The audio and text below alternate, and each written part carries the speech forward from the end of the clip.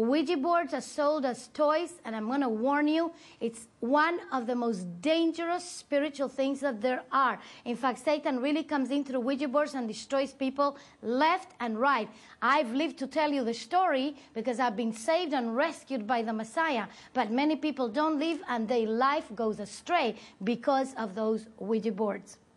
And so she comes back to me with a Ouija board, and she says to me, wow, look at this, Dominica. I found this Ouija board in a toy shop in the airport. It cost me only $12, and it was the last $12 that I had. So she presents me with this fabulous gift. And then another person that was my client of one of my health food stores, and she had a spa and a club, a health club, she was a medium. And my other store manager said to me, you know, she's a medium, but she doesn't do it to anybody, just to herself. I called this lady and I said, listen, this is so-and-so calling, and I need you to do with me something. I need you to help me to find guidance and instruction through the Ouija board. And she told me, oh, the spirits already told me that you were going to call.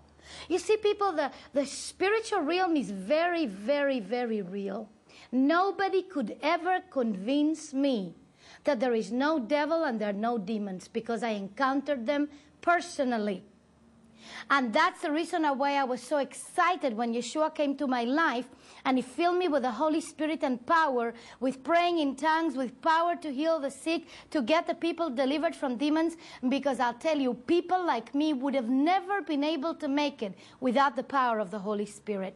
Nobody can really make it without the power of the Holy Spirit. So if you're watching this show and you maybe have been rejecting the Holy Spirit, or maybe you've been rejecting praying in tongues or whatever, I'll tell you something. This Jew wants to tell you something. I was not a Christian. I never knew anything about any kind of theology, but I knew one thing. I knew that I needed the power of God, and without the power of God, I die.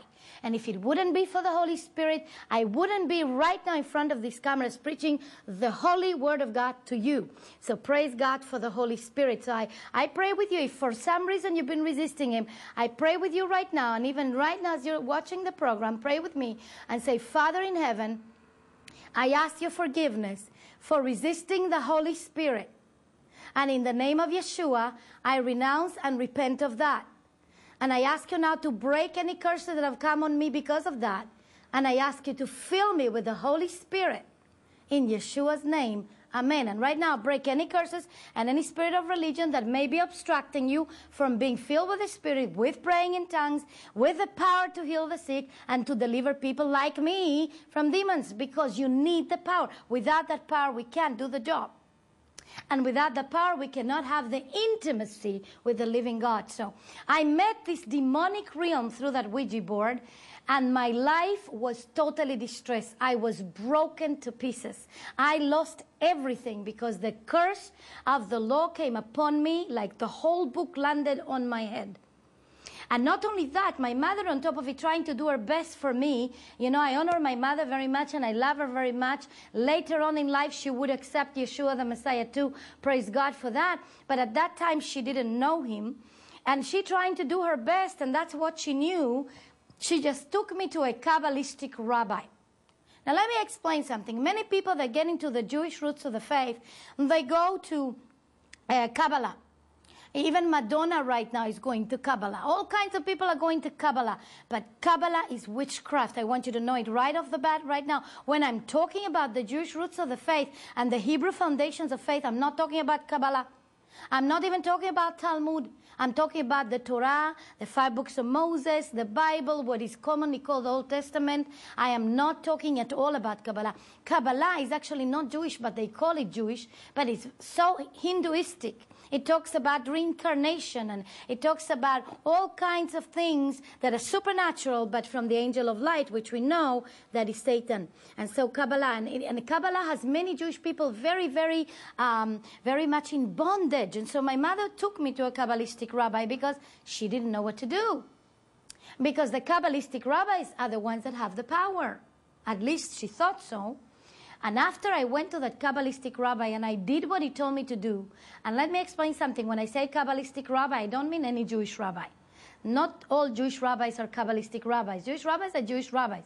They teach the Holy Scriptures. I'm talking about a Kabbalistic rabbi, which is into the book of Kabbalah, that is not the book of the Torah, that is not the book of the Bible. And he just instructed me to do some strange things. And when I did what he told me to do, to be able to remove the bad luck from my life, because I had a husband that was in distress, and now I had children in distress, and I was in distress, and I didn't know what to do. But after I followed these instructions, my life went into living hell. In the midst of that living hell, I remembered that my mom had given me that book to read called Dancing in the Light by Shirley MacLaine, and that I was looking for the light. And I was so upset. I didn't know what to do. I already was going to court because my divorce was imminent with my husband at that time. And I went before a canvas because I like to draw, and I began to attack this canvas with every crayon that I had. And I wrote these words, "Light, where are you lost? Come to me." But I did it so vehemently, as vehement as when I went on my knees and I said, "Oh God, if the spiritual world exists, show it to me through a Ouija board." In the same manner that I prayed that prayer, now I pray this prayer. "Light, where are you lost? Come to me." And I was vehement. Within 24 hours, I had a tremendous encounter that led me to my salvation. And after 24 hours, I was hired in a miraculous way to guide a group of tourists into all of Israel. And this particular group of tourists was a Catholic group. I believe they were charismatic Catholics, though I didn't know what they were at the time. There were 2 priests, and there were 5 people. And one of these priests was a young priest, and he kind of fell in love with me, and he said, "Oh, I'm willing to leave the priesthood and marry you." And so he was joking with me the whole time. And 7 people, and I had to take them to these churches, and they had to do mass. And I took them to a very little church called the Primacy of St. Peter, gorgeous little place. A church with no idols, there's no statues there, because me as a Jew in general would not feel comfortable at all in the presence of any statues. There were no statues there. It was a very beautiful, still there next to the waters of the Sea of Galilee, right at the place where the miraculous catch happened of the fish, right at the place where Yeshua, after Peter denied him 3 times, he came to Peter after he rose from the dead, and he said to Peter, "Do you love me?" And Peter said, "Oh, Master, you know that I love you." And Yeshua 3 times asked Peter if he loves him, and then he told him, "Feed my sheep and feed my lamb." And in that place, I went and I took this group, and as they were doing their mass ceremony, they invited me to join them. I said to myself, well, I'm a Jew, but I have nothing to lose. What can it happen if I join their ceremony? And I did. And they were singing these songs to Jesus because they were Mexican. And they were singing these songs to Jesus, and I speak Spanish. That's my mother tongue. And for me, Spanish, Hebrew, and English is kind of the same. And I spoke Spanish, and I just sang in Spanish. And as I was singing these songs, my heart that was totally broken felt a comfort. And right after that, they took the mass. They took the wine, and they took the wafer, the bread, the host. And then they come to me and they say, "Why don't you also take it with us?" Now, today I know that there were charismatic Catholics, because probably Roman Catholics would have not asked me to do that.